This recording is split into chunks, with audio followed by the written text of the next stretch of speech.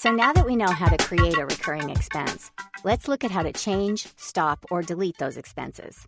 The thing that I love about the recurring expense option is that once you've set it for the first month, you never have to attend to it again. It'll just add a new instance of that expense each month on the same calendar day for the same amount until you tell it to stop. It's pretty neat. But what if the price you pay changes, or if you stop subscribing to the thing you've been expensing, or if you accidentally entered an expense and need to delete them all? This tutorial will show you how to do all those things.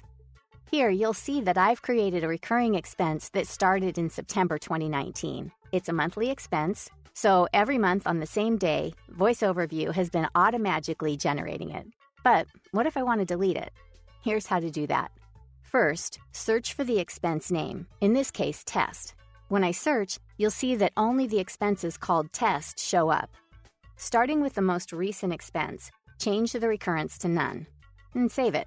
Change the next to none, and save. The next, and so on until you get to the last payment, which in this case we'll say was November 10th, 2019.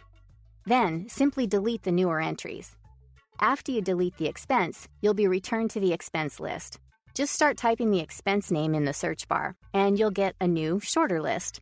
Delete the next one, and so on until they're gone. I know, it can definitely be tedious if you have a lot of recurrences that need to be deleted. And we do have it on our roadmap to create a more streamlined deleting process. But hopefully, with the Creating a Recurring Expense tutorial, you won't run into that issue very often. Now you can see that I've got the 3 instances of this expense that I actually paid and want to keep. Let me show you what happens if I change that November expense back to recurring monthly. Look, it's repopulated every month going forward to this month. So that's super handy if you want to add a recurring expense that started several months ago. Just add it on the first date that you want to track, and VOICEOVERVIEW will recreate it monthly going forward until the present month. But it's not so handy if you've created it by accident or created multiple recurrences of the same expense. If that happens, how do you get rid of it? To get rid of a recurring expense altogether, you have to start from the bottom or oldest instance and move forward in time to the newest instance. So I'll change the monthly recurring for September 10th to none and save. Then the October occurrence, save, then the November, save, and so on, until all are showing as none. Now I can delete them one by one. So what if a recurring expense changes in price? I've subscribed to Adobe Audition Creative Cloud version for more than 5 years, and I've only created one entry for it.